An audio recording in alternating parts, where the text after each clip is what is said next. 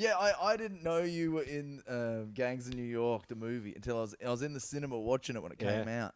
And then you walked out on the doorstep. I was like, Brandon! I yelled out in the cinema. I went, Brandon!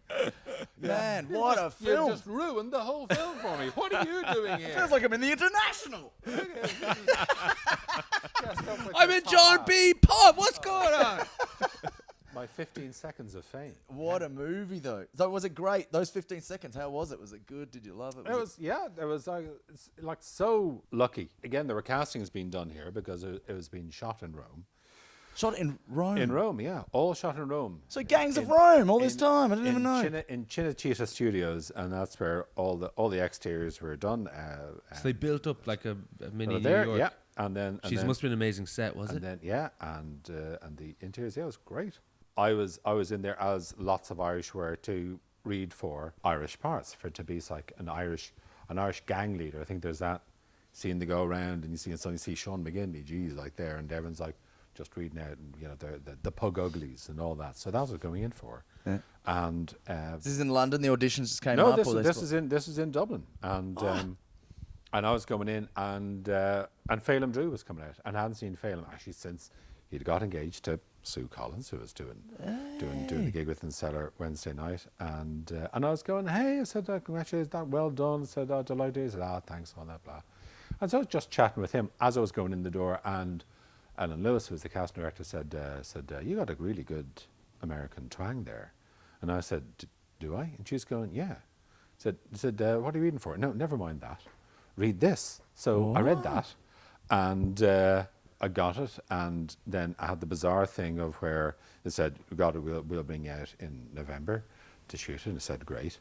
And November is coming, and they said, actually, no, we're going to put it back to December. And I went, okay. And I was doing support for the Nulas at the time, and so I was a bit, I said, I might have to go and fly off, and because then they said, yeah, no, we'll cover you. And then that kind of comes and goes into January, and said, no, we'll bring you out during January. And go, okay. You're like, they're still shooting the thing, and it's behind schedule and all that, and going, actually, no, it's going to be February.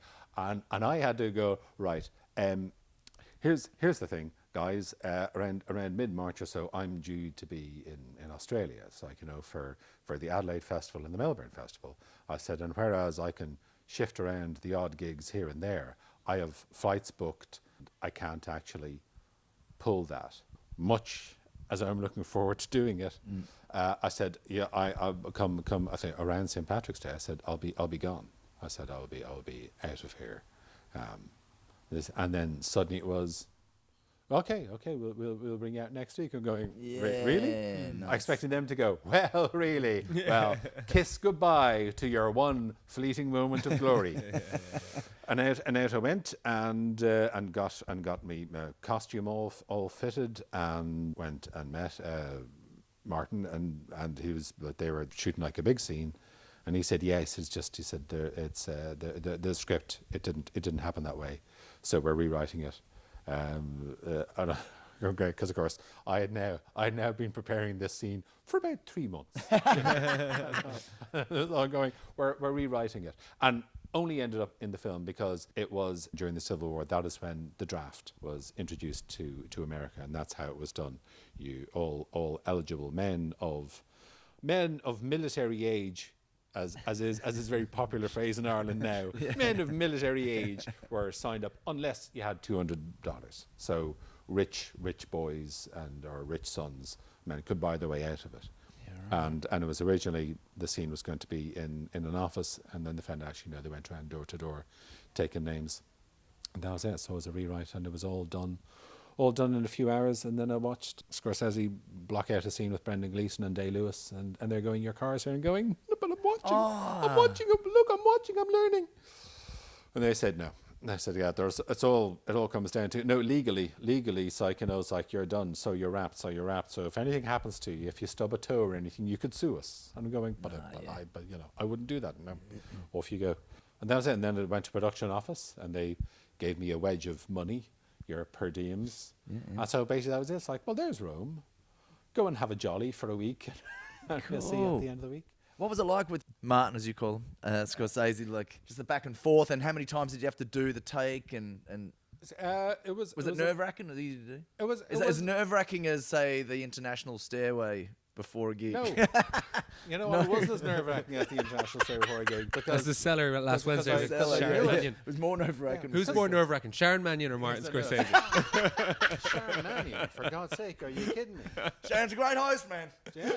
Sharon Those is. eyes. She looks at it. She's got those eyes. And you're going, don't. Yeah. You just Don't fuck you this just up. That's what Don't they fuck call. this They up. call Sharon Mannion the Scorsese of Ireland. That's true.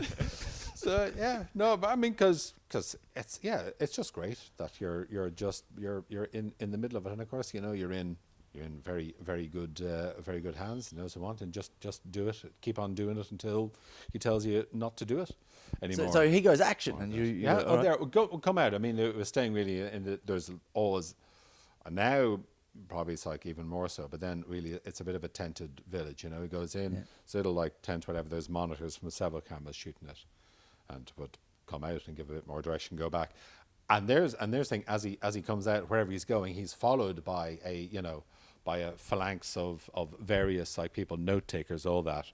I don't know if you know the film Brazil or how many people would know it, where Robert De Niro stars as a kind of like as a underground rebel plumber, you know, it's like all that, Like so Mario from the it's all- computer game. Yeah, it's a mad kind of film. But there's like scene in it where like this actor Ian Richardson is like in the office where the hero Jonathan Bryce's character is working, and wherever this guy goes, the boss, he's followed by all these people, and he just walks along going yes, no, yes, and everyone's going taking notes of what he's doing and throwing away, looks at a bit of paper, throws it away, yes, no. Before there was walk and talks in the West Wing, you know, this like, and it was like that. I think maybe that's why he stayed like in the tented village with all the monitors, because whenever he comes out, everyone's got a question. What about this? What about this? Yeah, We're going to do this. Shall we do this? And suddenly you see that, that directing a picture is, as much as you might like the idea of going, I direct the picture, is that everything is your decision. Everything. These shoes are those shoes. These shoelaces. Do you like the shoelaces?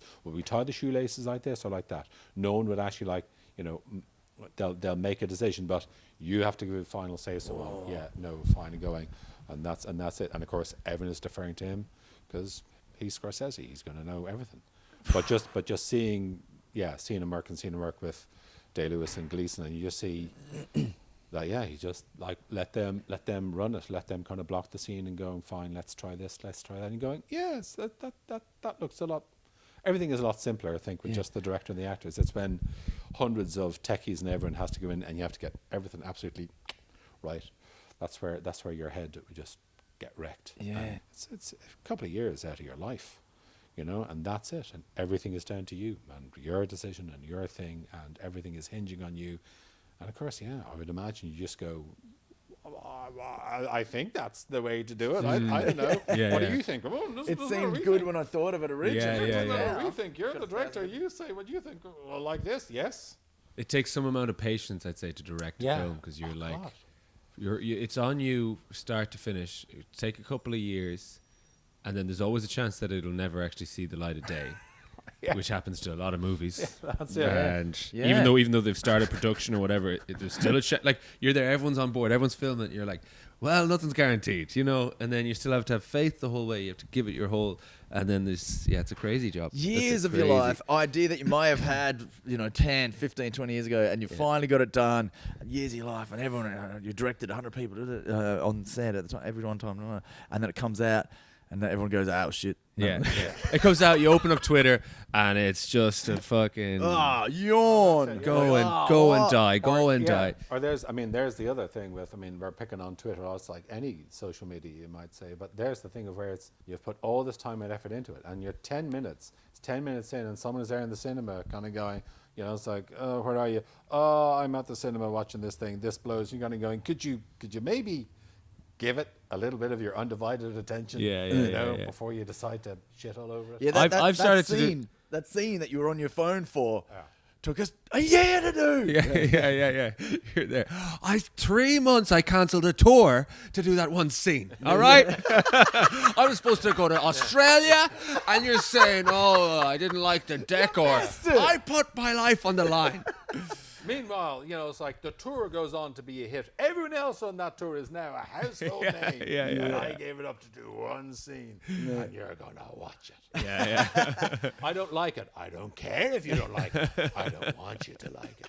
I want you to hate it. I want you to feel your life force draining out and going, that's 10 minutes of my life I'll never get back. But you're gonna watch it.